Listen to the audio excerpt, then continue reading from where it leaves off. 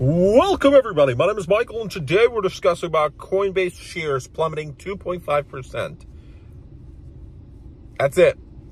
Nothing else important happened today. Well, they plummeted because the S.E.C has scored a win. This is a battle that they have won, but it is not the war. And this is unfortunate for us in cryptocurrency.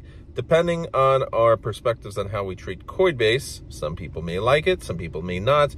I'm one of those that isn't for Coinbase since they have banned me permanently for zero reasons that they ever gave me. Back then, that treatment wasn't great to me, and I've made many videos, and it's fine. But I look at the big picture. Despite my personal opinion of Coinbase, I still want the best for them in terms of, hey, I'm a big proponent for cryptocurrency, and if something bad happens to them, it will happen to other American crypto companies. And if that happens, it'll impact other global cryptocurrency companies and global policies. So if the S.E.C wins and says, yes, you guys were doing bad things such as engaging in unregistered sales of securities, which, by the way, I have just started my exam studying this past week for the S.E.C, the securities industry exam, and I'm super excited because I'm going to learn and hopefully pass and then do Series 6, Series 66, Series 7. I want to do all that Jordan Belfort style licensing that we heard in the Wolf of Wall Street movie, not what he did, but it's basically what you need for certain positions.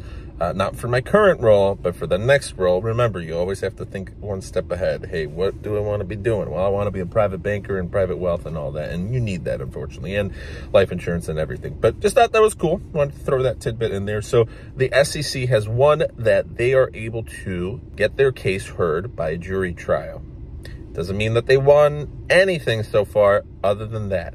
Hey, a jury trial, we'll hear this in court. That is it. A judge ruled this, nothing else. Back in June, a lawsuit was filed by the S.E.C that Coinbase was operating under their terms as an unregistered securities broker and exchange, and they cannot continue to operate in such a manner. Now, this all depends on what the outcome of this is, because the S.E.C failed with their attack against Ripple, which was many years, and it probably didn't help the price, and the company got screwed in many ways. But ultimately, Ripple won. XRP won. So that is great. Ripple Laboratories won against the S.E.C. But the S.E.C is not going to give up. They're a government agency. They will continue until the very last cryptocurrency company ceases existing. That's it. Which isn't going to happen. So they're going to continue forever. And unfortunate for us is they're going to keep testing, the Howey rule.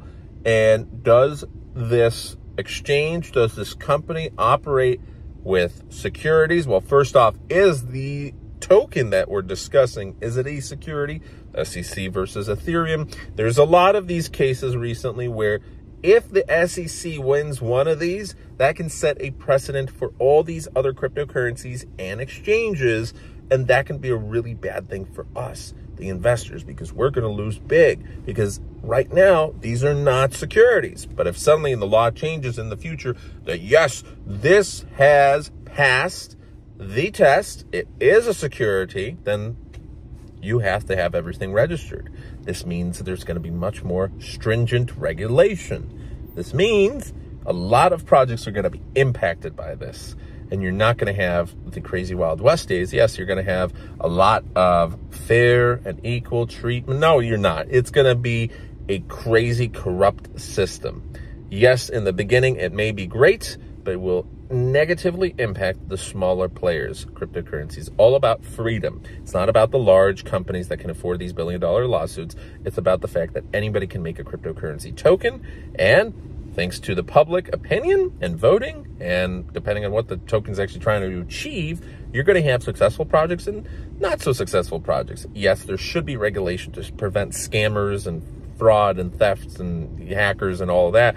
But in terms of what happens here, you've got these projects that have existed, some of them for more than 10 years. Some of these companies for so many years now, they've served so many customers. And for this all to change now, and to change all these other future companies' future, history is in the making right now. It all depends on what's going to happen right now. So when we go deeper into what occurred here, the judge dismissed, not everything went through, but dismissed part of the SEC's claim that Coinbase was an unregistered broker through this action. What was the action? Well, it was that they made the wallet available to customers. That's it. Making a wallet available to customers does not mean they're an unregistered securities broker.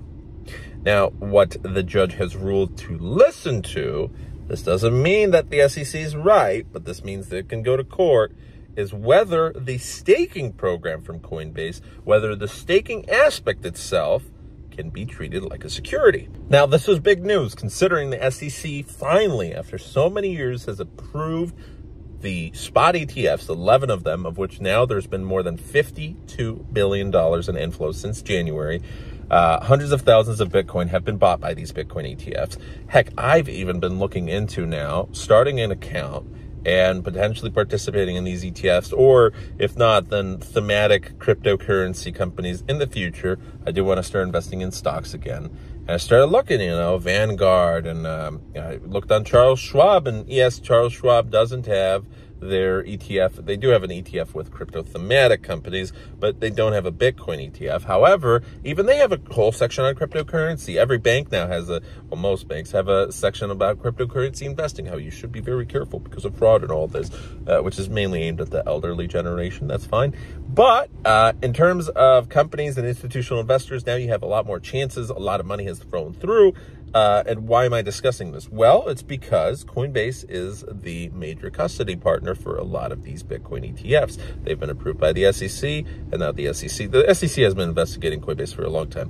Coinbase has been prepared for this. Their lawyers have come out and said they are willing to listen to the SEC's arguments, and they want to explore this issue deeper, and they'll come to a resolution. They are prepared for this. They realized this was coming, and they don't believe they're a security. The SEC does. We'll see what happens in court. The SEC chief, Gary Gensler, has stated that Coinbase was commingling a number of functions, that they call themselves an exchange, but yet he doesn't see that the New York Stock Exchange operates like a hedge fund. We shall see. He's not to be the judge. The judge and the jury will decide about that. Now, in terms of what this means for right now, before the Bitcoin halving, that can lead to a lot of fear, uncertainty, and doubt. FUD. But we are less than, right now is the 27th going on to the 28th. This is it, folks. 3 weeks away, Bitcoin halving. Here we come. Are you excited? I am. And if you're excited, just as me, stay tuned for more videos on this channel regarding cryptocurrency. As always, yours truly, Michael. Thanks so much. And if you enjoyed, please consider subscribing and staying. And also check out my link in the description below for my other channel. We're almost at 200 subscribers. We are working on it. Thanks so much. Have a good one and take care.